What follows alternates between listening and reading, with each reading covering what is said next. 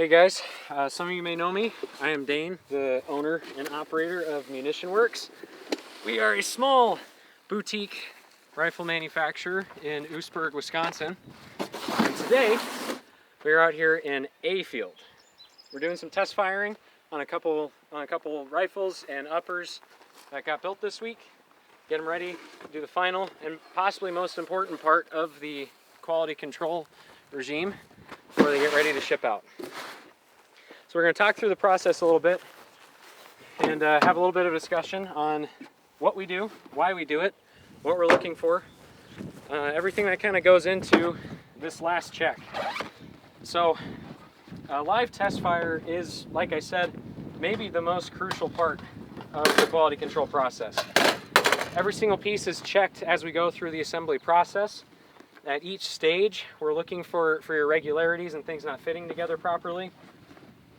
But what really matters at the end of the day is how it works all together. If it doesn't shoot, but everything else before that checks out, it's kind of irrelevant.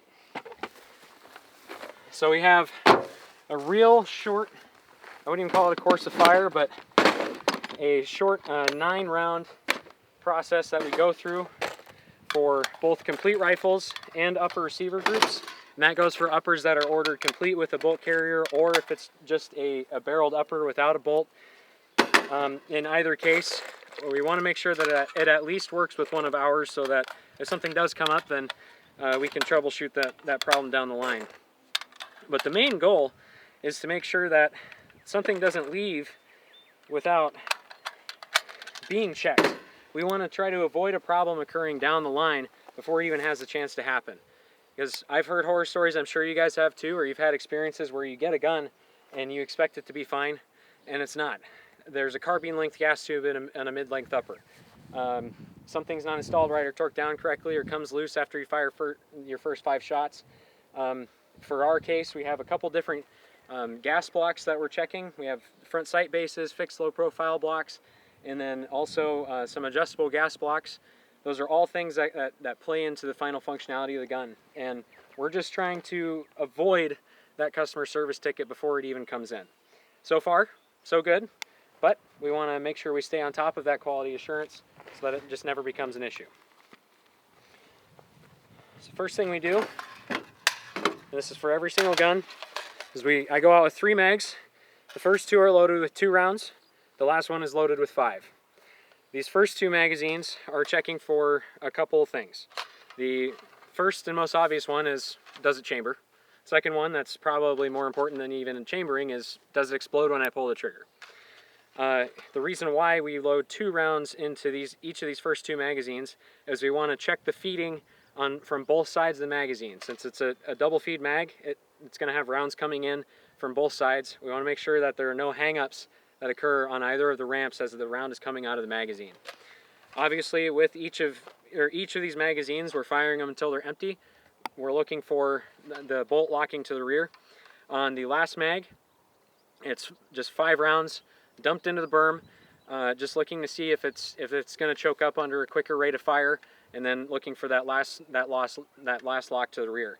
Now, something could come up down the line that we can't discover through a short test like this, but we're kind of looking at a broad spectrum of performance here, where these are the basic things that you're going to expect your gun to do out of the box without having to tinker with stuff. So, without further ado, let's grab a gun and get to work. So this first guy, bear with me, I got to find my adjustment wrench for the Superlative Arms adjustable gas block. So this first guy looks like a Dissident. Nice and fresh off the line. A little piece of tape there just kind of keeps the finish protected while I'm out here doing this, or if your rifle gets delivered to your dealer and they're messing with it. Just want to try to keep it as clean as possible. When I'm opening these up, I am not doing a fine-tuning process. I kind of put them near the middle, just something where it's going to cycle, but it's kind of up to you, depending on what loader you're using and whether or not you're using a suppressor on it. Figure out where your sweet spot gas setting is. I would love to spend 100 rounds with every single gun trying to figure that out, but it's just kind of unfeasible. All right, so first guy here, grab our magazines. Go ahead and load up our first one with 2 rounds. Tuck our second one with 2 rounds back there. And then our mag with 5 rounds.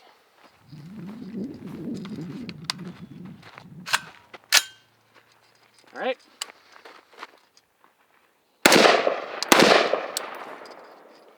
Okay. So one thing that we're also checking for, and it's less crucial with the adjustable gas blocks, is for an irregular or for a regular ejection pattern. So this is kind of open up to a nice sweet spot where it's going to 4 o'clock. That's not the whole story of the gassing of a rifle, but it's a pretty good indicator that everything's working properly if they're making a nice pile in one spot. So lock to the rear, load up the second mag. Same deal. Still collecting a nice little pile of brass over there. So we'll load up our mag with 5 rounds. Still nice pile. Went through it. Feels pretty good. Lock to the rear again on that last magazine. So this guy gets a nice pass.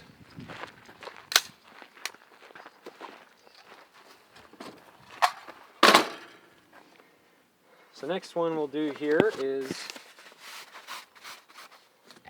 a complete upper. This guy does have a bolt carrier with it. So what we will do, since it doesn't come with a lower, is we're going to steal one from my beloved puddle jumper here. Disconnect that buckle.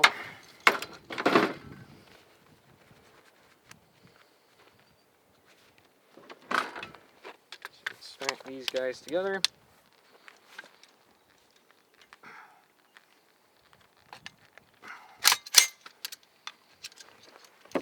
Okay. And go again.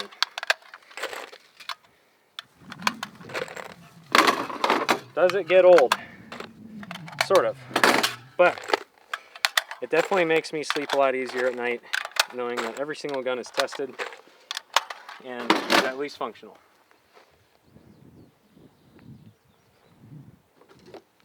Alright, so this guy does not have an adjustable gas block, so the gas we get from the fixed gas block is the gas we're going to get.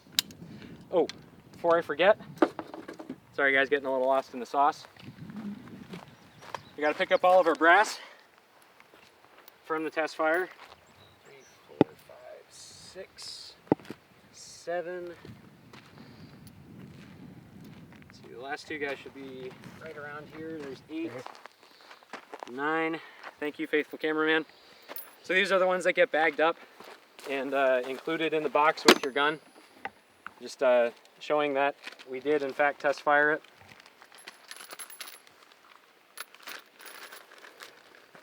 Nothing fancy.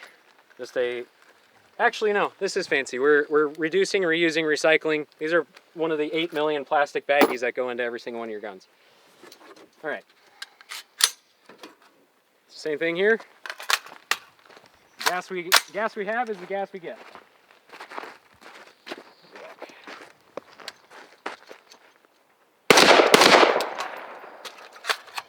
Two in a nice pile.